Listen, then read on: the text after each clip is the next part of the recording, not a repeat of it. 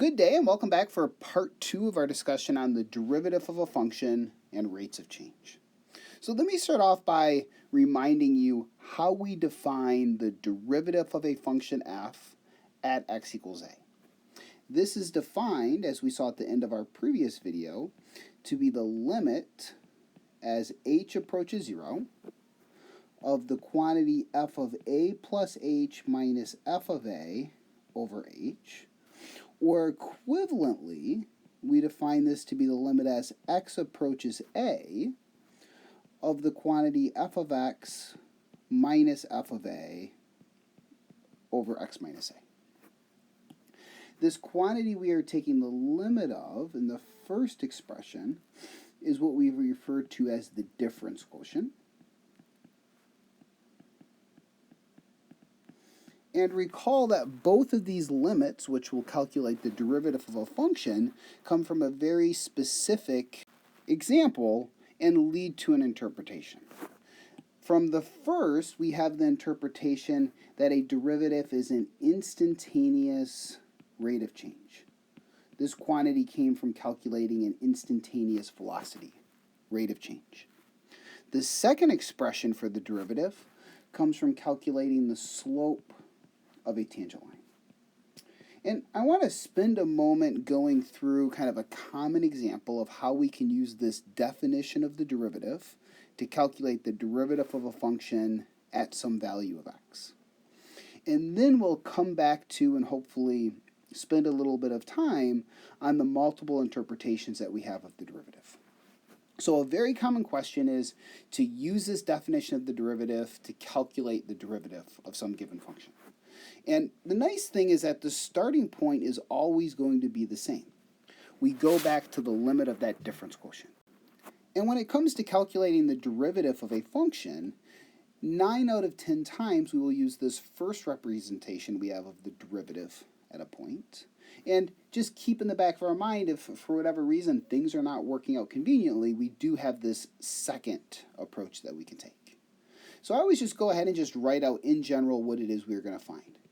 The limit as h approaches 0 of f of a plus h minus f of a over h, where a is representing some number. What we need to do is take this general difference quotient involving the function f and put it in terms of the specific quantities we are dealing with. One of the common difficulties I see is the function composition f of a plus h.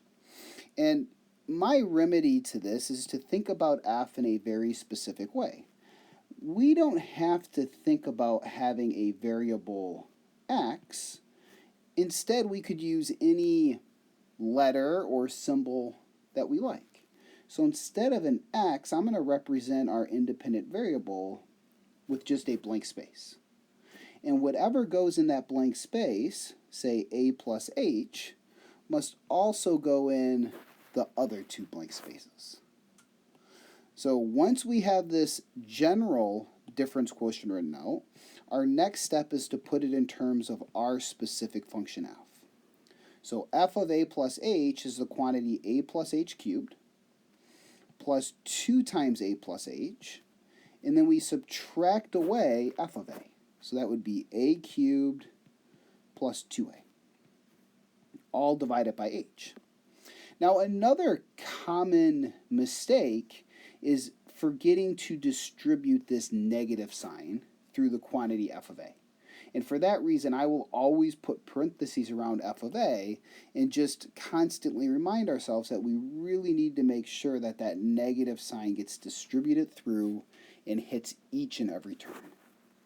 And once we have this written out in terms of our specific function, this really becomes, we'll say, a limit law type of problem.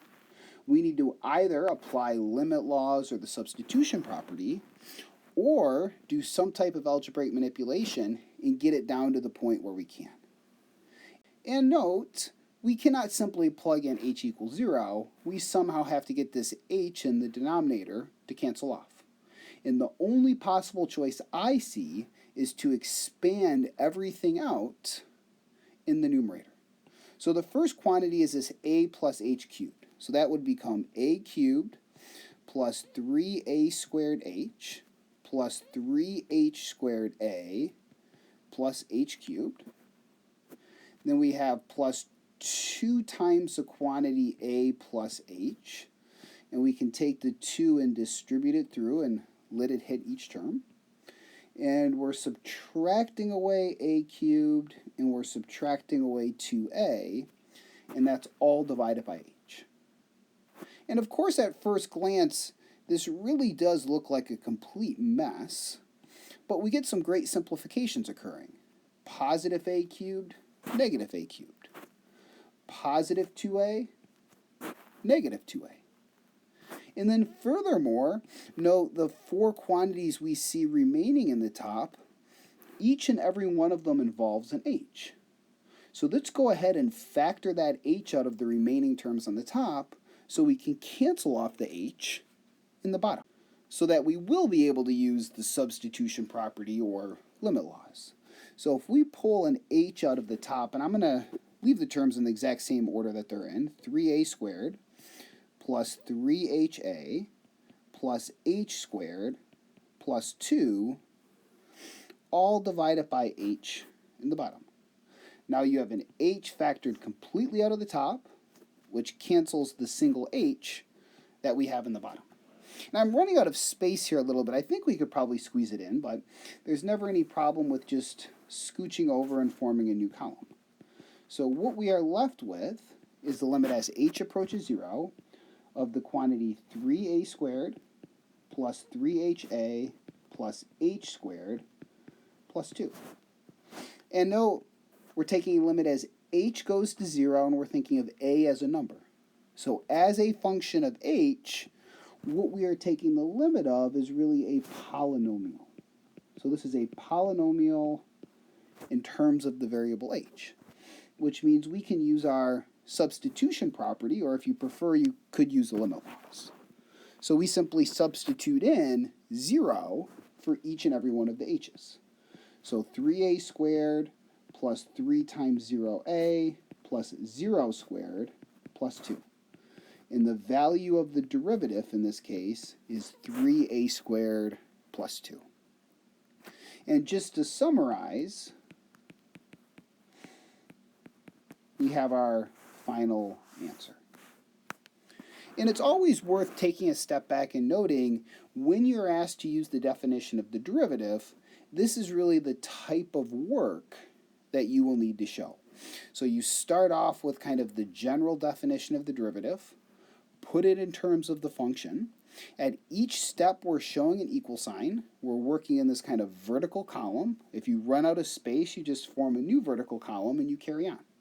At each step, you're writing the limit as h goes to 0, and at each step, you're writing each and every term that is involved. And do not worry, we will encounter plenty of additional examples working with this definition of the derivative. For now, I want to finish this video by discussing the interpretations we have of the derivative. And this is extremely important. The reason we are interested in the derivative is because of the interpretations that we have. So I'm going to go ahead and kind of zoom out and give myself just a little bit more space. Now note, above we've really indicated the 2 interpretations. The derivative is going to tell us something about the slope of a tangent line, and it's going to tell us an instantaneous rate of change. So we have the following 2 interpretations. The first I'm going to say is the more geometric interpretation, which is going to be the slope of a tangent line. So the tangent line to the curve y equals f of x at the point a comma f of a is the line through that point, so through the point a comma f of a, with slope given by the derivative f prime of a. And this is really the key interpretation there. F prime of a is the slope of the tangent line at x equals a. So the equation of that tangent line we can always write out immediately in point slope form. So it's y minus f of a is equal to f prime of a x minus a. That is the line passing through the point a comma f of a with slope f prime of a. And equivalently, we can write this as y equals f prime a x minus a plus f of a. And this is a form that we probably will use the most frequently. So interpretation 1, f prime of a represents the slope of the tangent line at x equals a. The second interpretation is that the derivative gives us an instantaneous rate of change. And let me write this out, I think, as generally as I can in this case. The derivative f prime of a is the instantaneous rate of change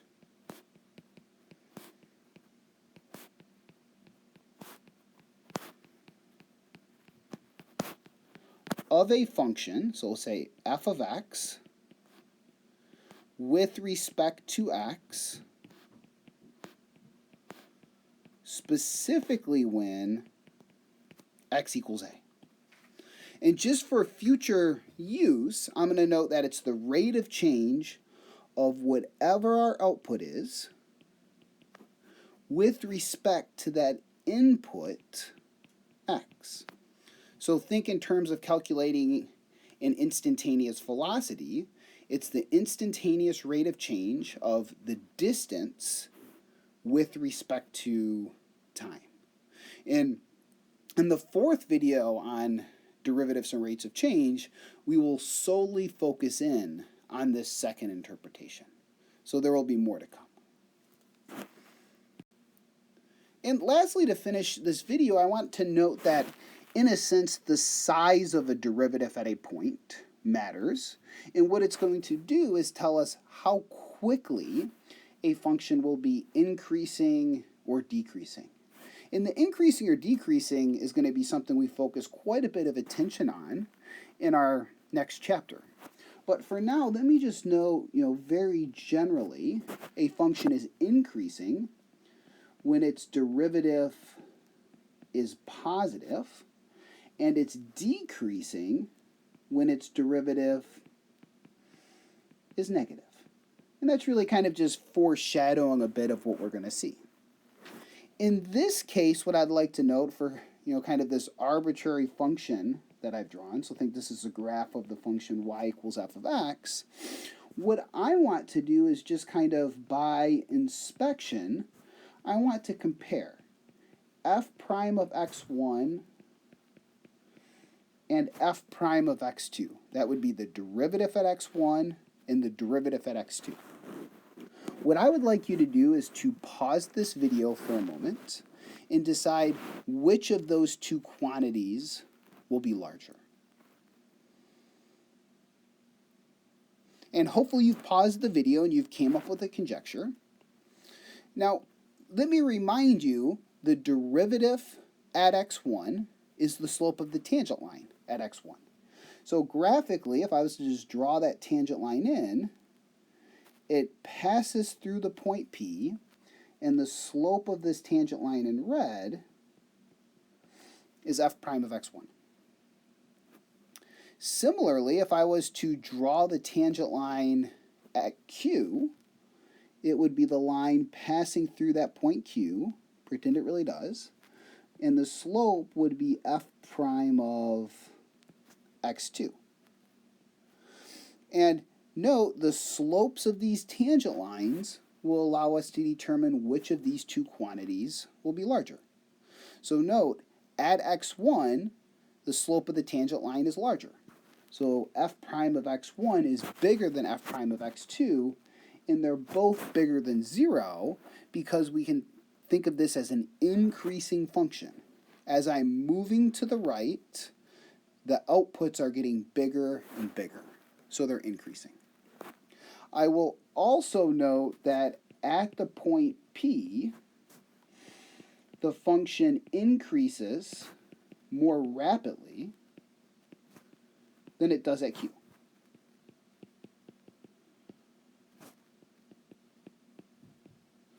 So a derivative tells us not only if a function in this case is increasing, but the larger the derivative, the more quickly or the more rapidly the function will be increasing.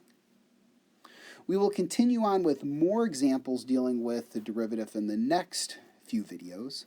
So stay tuned and take care.